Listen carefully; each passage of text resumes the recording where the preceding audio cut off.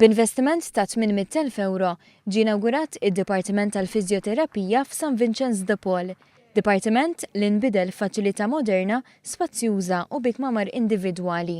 Fost l-apparat mediku ġdid hemm standing frames, interferential, magni tal-ultrasounds u tilting table. Dan hu kollu apparat biex l-anzjan ngħinu kemm jista' jkun jerġa' jirgwadanja l-abilità fiżika tiegħu. Pereżempju wara jkollu xi ksur, wara apoplesija, wara Parkinson's jew wara waqa' skont il-kondizzjoni xi tkun. L-investiment issarraf ukoll f'taħriġ lil professjonisti biex ikomplu jispeċjalizzaw u jsostnu l-esperjenza estensiva li diġà għandhom fejn tidħol il-fiżjoterapija fuq l-anzjani. L-assistent direttura l-kura fit-tul f'San Vincenz, Karin Muscat, spjegat kif mhumiex biss l-1200 anzjan residenti f'San Vincenz li se jgawdu mis-servizzi offruti f'dan id-dipartiment, iżda l-anzjani kollha fil-komunità li għandhom iżjed minn 60 sena. Kemm imorru għat-tabib tagħhom tal-familja jagħmlu karta u fuq il-karta referral ticket jgħidula jkun hemm il-kondizzjoni tiegħu, hemm xi kollhom biex ibatu jibatu ilna hawnhekk San Vincenz. Biex id-Dipartiment tal-Fiżjoterapija f'San Vincenz jimmarka pass ieħor lejn it-twettiq tal-istrateġija ta' residenza.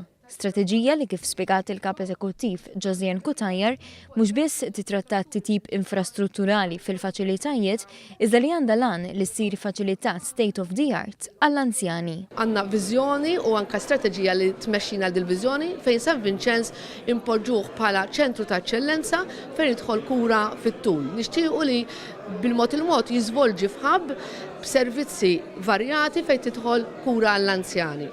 Is-Segretarju Parlamentari għall-Anzjanità Attiva Antonia Gius De Celis innota kif dan il-proġett huwa riflessjoni ta' kemm l-anzjani jinsabu fiċ-ċentru tal-politika tal-Gvern.